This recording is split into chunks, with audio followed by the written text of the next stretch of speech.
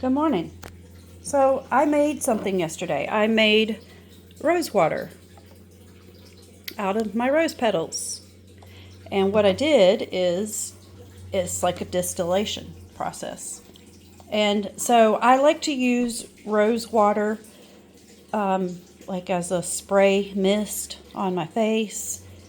And like I bought some a couple years ago and I use it occasionally and I like it. It's refreshing, but I wouldn't necessarily go out and buy it again. But I wanted to try to make some because I like the smell of roses. Well, so if you do this process, it's different than just like boiling the leaves and then you have a tea, which is going to be red if you're using red roses. This is a distillation process. So let me show you what I did. This is how I did it. I put rose petals in my pot. And I only went up to like the base of this. So you really want something to elevate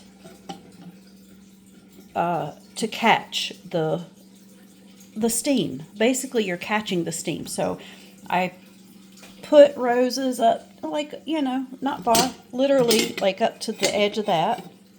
I filled it and covered it with water, and preferably not city water. So well water is okay. That's what I used. But yeah, distilled water or whatever, but not necessarily city water. And so you cover your rose petals. You have something, and everything you're using should be heat resistant, obviously.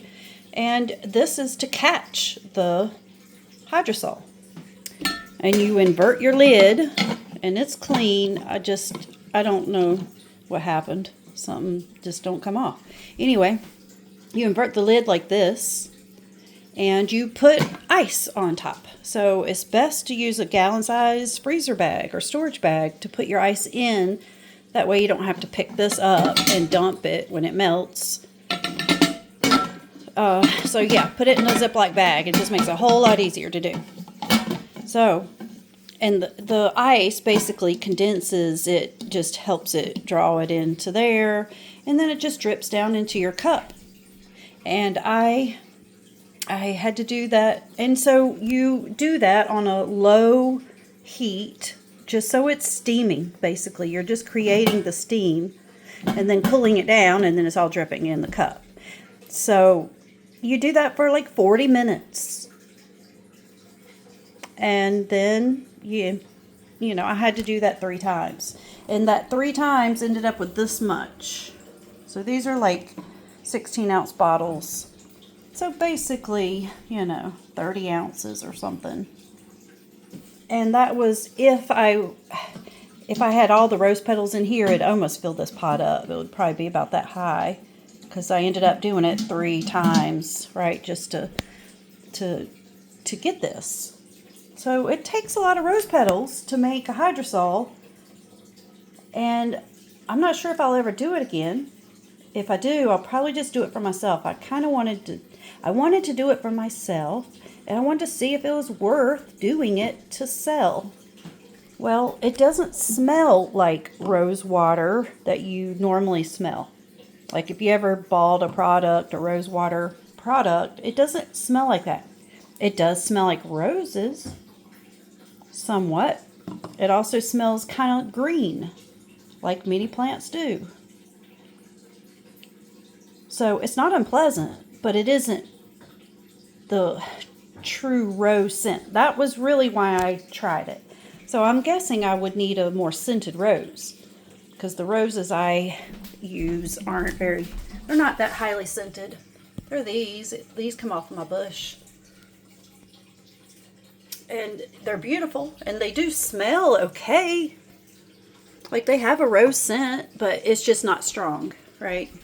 So yeah, I just don't know. I don't think it's worth doing to sell, because some people, you're going to want what you're used to. And that's what I've found about products that you make naturally. If it's not exactly like the things that you're purchasing, people don't like it. They want that quintessential rose scent. and this ain't it. So yeah, I'll save it and I'll use it, but I won't do it again unless, which is my next idea, is to purchase some rose bushes that are highly scented. And then in a couple years, I'll try it again. Yeah. But I do this again for myself. I just don't use it enough. So though this will have to have a preservative added, obviously. It's water. Even though it's been distilled, it's still a hydrosol, and legally, if I do want to sell it, I have to have a preservative in it. And plus, you know, if you're not going to use it in a couple weeks, then it needs it. It just needs it.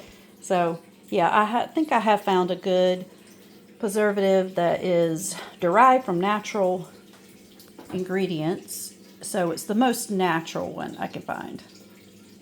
Haven't bought it yet, but I think I should. Because I have one that's probably not the most natural one. Anyway, regardless, that doesn't matter, does it? Now you know how to make your own rose water. So if you have some really highly scented roses that you want to do it, it is easy. Like, I use my kitchen stuff. I didn't buy anything to do it. I used a little saucy dip kind of cup. I used my measuring cup. I used the stock pot. Yeah.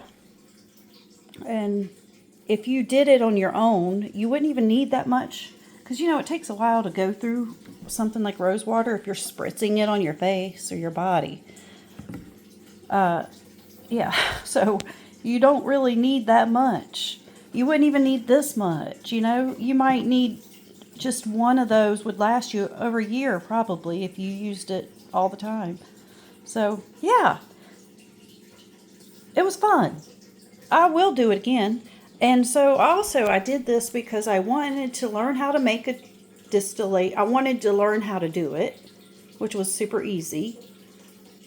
But I also want to do it for speedwell plant. So I want to do the same thing and create a hydrosol out of speedwell. Then I want to turn that hydrosol into a lotion, because speedwell is like, it's so good for you as far as there's documented proof of how it helps the elasticity of your skin, and it plumps up the collagen naturally in your skin. So yes, I want to do this.